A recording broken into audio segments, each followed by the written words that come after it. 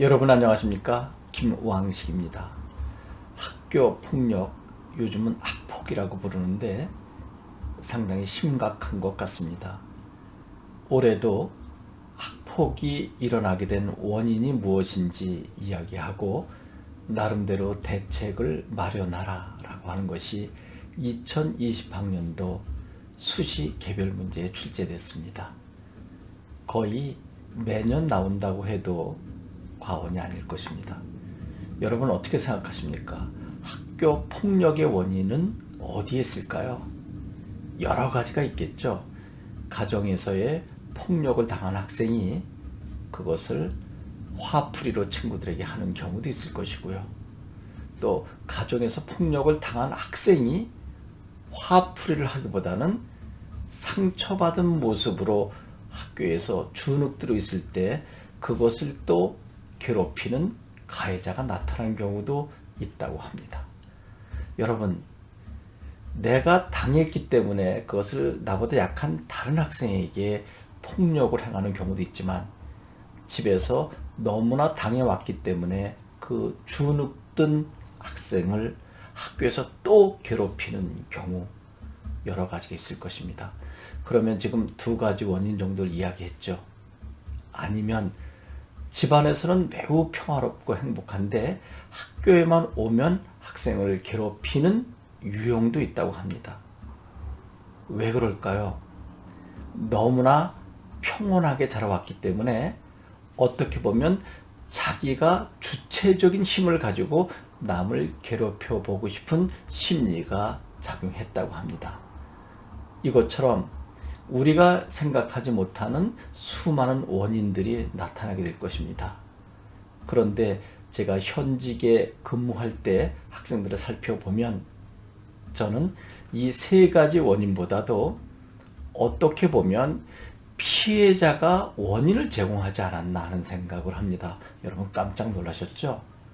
당연히 가해자가 피해자를 괴롭히는 것으로 생각했는데 제 생각엔 피해자가 원인을 제공해서 생각지도 않은 가해자가 나올 수밖에 없는 경우를 저는 여러 번 봤습니다. 먼저 두 가지로 살펴보게 되면 여러분 이런 경우는 슬픈 피해 아닌가요? 원래 다리를 절었다. 아니면 태어날 때부터 틱을 가지고 있다. 여러분 다리를 전 학생 잘못인가요? 그리고 태어날 때부터 틱을 가지고 있는 학생 잘못인가요? 아니잖아요. 그것을 선천적으로 가지고 있는 것도 슬픈데 그렇게 다리를 절고 틱을 가지고 있는 것을 주변 친구들이 놀리고 심지어는 학대로 가해질 때 얼마나 슬픈 일입니까? 바로 이 지점입니다. 다리를 저는 것 그것도 엄격히 이야기하면 원인 제공했다. 그리고 틱 계속 눈을 깜빡거리고 몸을 움직이고 하는 것도 원인을 제공했다. 슬픈 원인 제공이죠.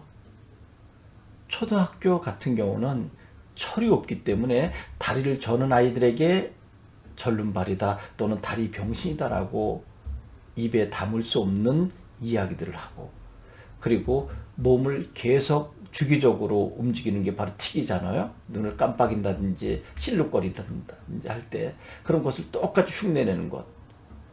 그들이 다리를 절고 틱이 없었다면 학생들이 했겠는가라고 하는 것 접근해 본다면 참 슬픈 원인 제공자가 바로 피해자가 된 것입니다. 이번엔 또 다른 경우인데요. 전교 1등을 하는 학생들이 피해를 받는 경우를 저는 몇 번 본 적이 있습니다. 너무나 똑똑하기 때문에 선생님께서 질문하지 않아도 자기가 알고 있는 답을 손들고 발표했을 때 그 학생은 당연한 것 아닌가요? 다른 학생들이 답변하지 못했을 때 선생님 이거 아닌가요? 라고 나름대로 답을 냈을 때 한두 번은 다른 학생들이 이해를 해주지만 매번 반복될 때 학생들은 나댄다, 깝친다, 요즘 은어로 그 학생은 당연히 답을 내는 것인데 주변 학생들은 잘난 척 한다라고 보면서 전교 1등인 학생에게까지 폭력을 가하는 경우를 저는 본 적이 있습니다. 그럼 어떻게 해야 할까요? 다리 저는 학생에게 다리 절지 말라라고 해줘야 합니까? 선천적으로 틱을 가지고 있는 아이에게 너 틱, 그와 같은 반복된 행동 하지 마 라고 해야 할까요? 그건 고칠 수가 없잖아요. 그런데 후자에서 이야기한 전교 1등 하는 학생이 잘난 척하는 개념이 좀 심하게 나타나게 되면 선생님은 가서 충분히 이야기할 수 있을 것입니다. 너의 마음 충분히 알지만 너의 그런 행동이 그 밖에 다른 학생들에게 부정적인 영향을 조지 않게 한다.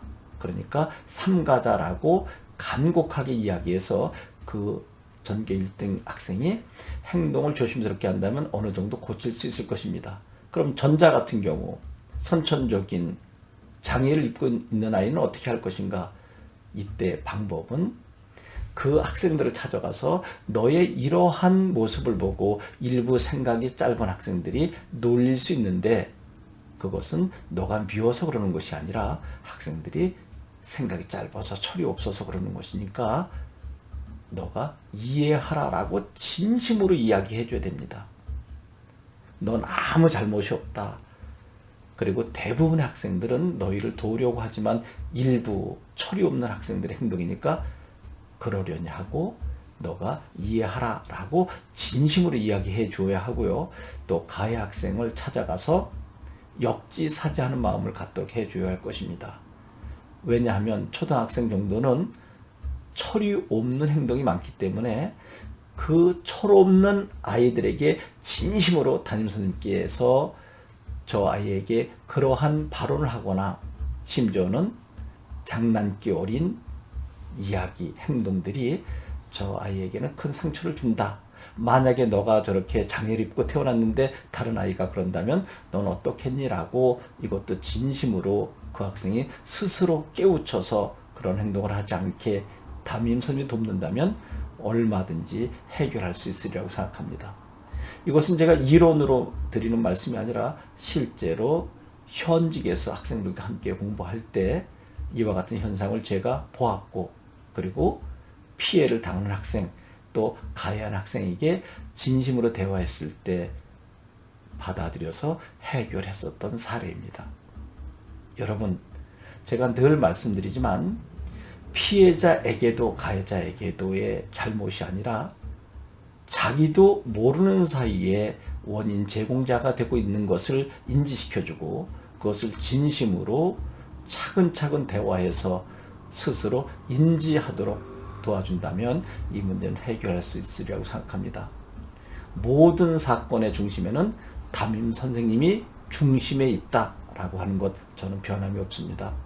학생들의 잘못보다 담임 선생님께서 끊임없이 학생들을 섬세하게 관찰하고 피해받은 학생 또 일부 가해 학생 살펴서 진심으로 대화를 나누면 얼마든지 이 문제는 해결할 수 있으리라고 생각합니다. 제가 이야기하는 것 조금 전에 말씀드렸던 것처럼 이론으로만 드리는 것이 아니라 실제로 경험한 사례 그리고 성공한 사례를 여러분께 말씀드리니 참고하셨으면 좋겠습니다. 여러분 고맙습니다.